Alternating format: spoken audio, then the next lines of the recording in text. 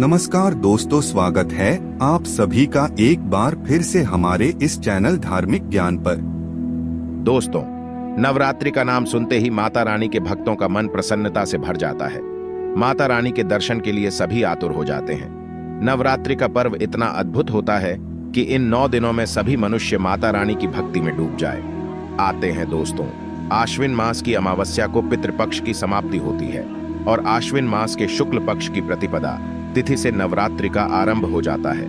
इस बार शारदीय नवरात्रि की शुरुआत 15 अक्टूबर से होने जा रही है और समापन 24 अक्टूबर को होगा। नवरात्रि के 9 दिन में माता रानी के अलग अलग रूपों की पूजा आराधना की जाती है। नवरात्रि में माता रानी को प्रसन्न करने के लिए तरह तरह के उपाय किए जाते हैं। कुछ लोग माता रानी के लिए व्रत एवं उपवास रखते हैं, दान धर्म करते हैं। वहीं कुछ लोग माता रानी के लिए यज्ञ तथा हवन करते हैं। कुछ लोग अपने पैर के वाहनों का त्याग करते हैं, अर्थात अपनी मनोकामना की पूर्ति के लिए जूते चप्पल आदि का 9 दिनों तक त्याग करते हैं। ऐसे कई प्रकार के कार्य होते हैं जिन्हें करके हम माता रानी के प्रति अपनी श्रद्धा प्रकट कर सकते हैं। माता रानी अपने भक्तों से अत्यधिक प्रेम करती है। वह उन्हें कभी दुख में नहीं देख सकती। जो भी सच्चे मन से मां को पुकारता है, मां उसे कभी अनसुना नहीं करती है। नवरात्रि का पर्व शक्ति का पर्व होता है। इन 9 दिनों के दौरान आप व्रत का पालन करके मां दुर्गा से जो कुछ भी मांगते हैं, माता रानी वह सब कुछ आपको प्रदान करती है। माता के द्वार पर आने वाला कोई भी याचक खाली हाथ नहीं जाता है। बस मन में केवल माता रानी के प्रति श्रद्धा होनी चाहिए। किंतु दोस्तों, शास्त्रों में ऐसे भी कार्यों के बारे में बताया गया है जो मां दुर्गा को अप्रिय होते हैं। इन कार्यों को करने वाले व्यक्ति पर मां दुर्गा क्रोधित हो जाती है।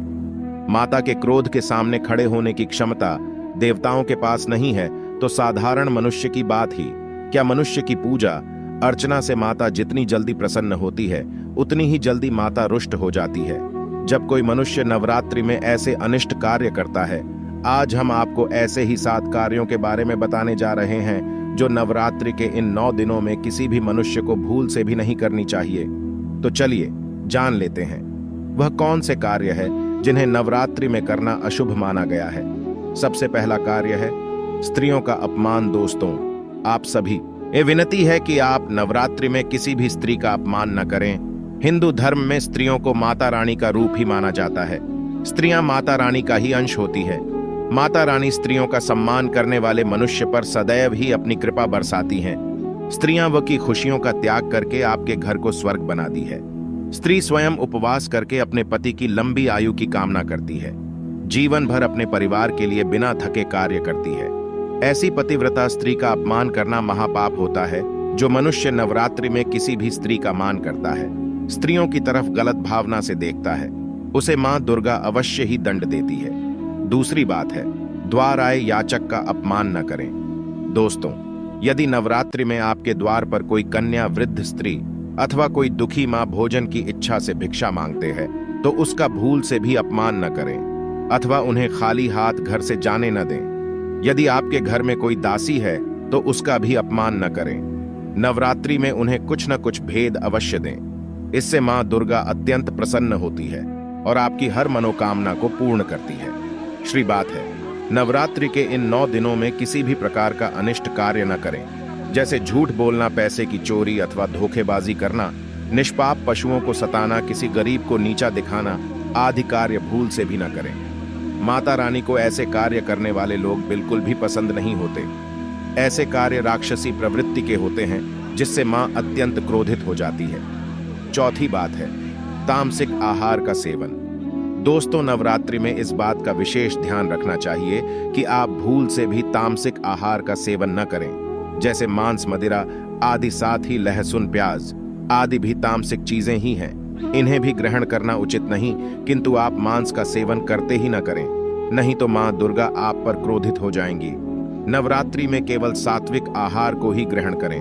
5वीं बात है शारीरिक संबंध। माता रानी की कृपा पाने के लिए नवरात्रि के 9 दिन भूल से भी शारीरिक संबंध न बनाएं। जो भी मनुष्य व्रत का पालन करता है उसे तो भूल से भी शारीरिक संबंध नहीं बनाना चाहिए। जो व्यक्ति नवरात्रि के 9 दिन ब्रह्मचर्य व्रत का पालन करता है, मां उसकी हर इच्छा को पूर्ण करती है। 6ठी बात है धड़ को खाली न छोड़े। नवरात्रि का कलश यदि आपने अपने घर में स्थापित किया हुआ है तो आप अपने घर को कभी खाली न छोड़े। घ में किसी को अवश्य ही रुकना चाहिए। नवरात्रि में मां आपके घर में किसी भी क्षण प्रवेश कर सकती है। ऐसे में घर बंद हो, घर में कोई भी उपस्थित ना हो तो मां की कृपा आपको प्राप्त नहीं होगी। अगर घर में कोई भी ना हो तो बिल्ली आदि प्राणी कलश को गिरा सकते हैं, जिसे बहुत ही बड़ा अपशकुन माना जाता है। इसीलिए घर को कभी खाली नहीं छोड़ना चाहिए। साथ ही विष्णु पुराण के अनुसार नवरात्रि में दिन में सोना वर्जित माना गया है। 7वीं बात है बाल नाखून आदि काटना। नवरात्रि में बाल तथा नाखून आदि काटने की मनाही की गई है। साथ ही नवरात्रि के 9 दिन चमड़े की वस्तुओं का प्रयोग करना भी वर्जित बताया गया है, क्योंकि ये चीजें पशुओं को मारकर बनाई जाती हैं। नवरात्रि का व्रत धारण करने वाले व्यक्ति को व्रत नहीं रखना चाहिए।